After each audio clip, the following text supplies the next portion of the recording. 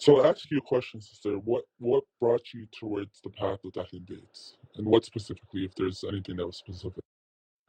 So it was actually through a conversation with somebody who's a Shia, and she was and I was just curious about things. And what she first told me was, she asked me, Surah Abasa, right?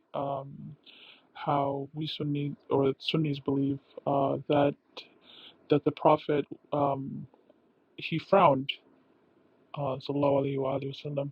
But then she was telling me that that doesn't make sense, because if he's Rahmatul lil Alameen, how is he going to, like, you yourself wouldn't frown upon somebody? How would the Prophet of Allah, the chosen person, to propagate this deen, frown? And so I'm gonna tell you straight up, being a Sunni like all my life, the logical part, using aql, is like disabled.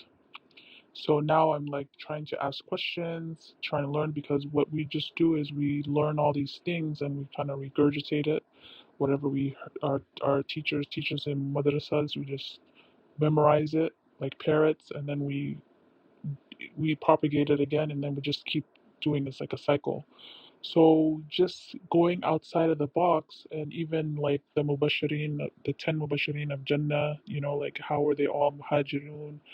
That doesn't make any sense. So just things that I was little things. It didn't even get to Ahl Bayt yet. Just these little things of using logic. Like, how does this make any sense?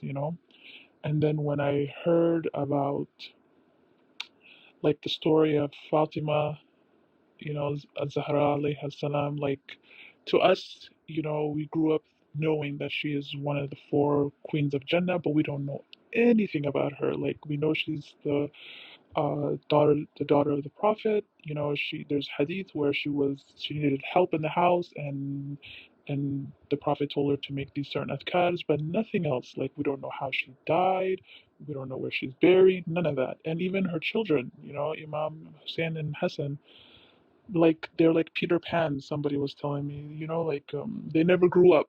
We just know that they were playing on the shoulders of the Prophet while he was praying. That's it. Nothing else. So now it got me to thinking, what really happened?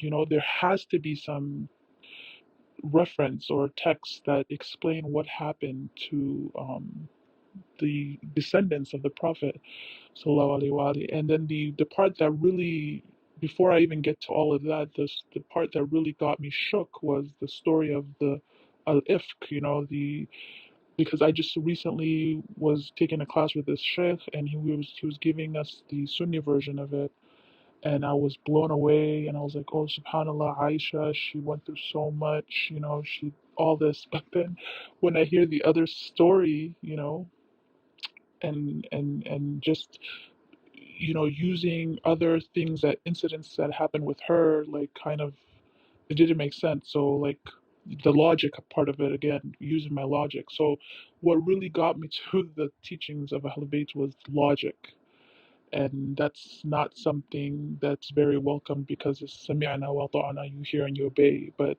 you hear and you obey is from a different, it's supposed to be for not being blinded all the time, but being able, if I say that I'm coming to the truth.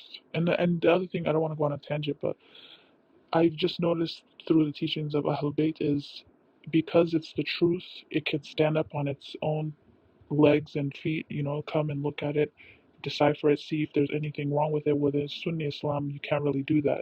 There's no welcoming to pinpoint if there's any contradictions or any problem. You just go with it. So just logic. I just wanted to say, we won't take too much time, but just logic, being logical, and trying to figure out if this really makes sense, because it should make sense to the average person. So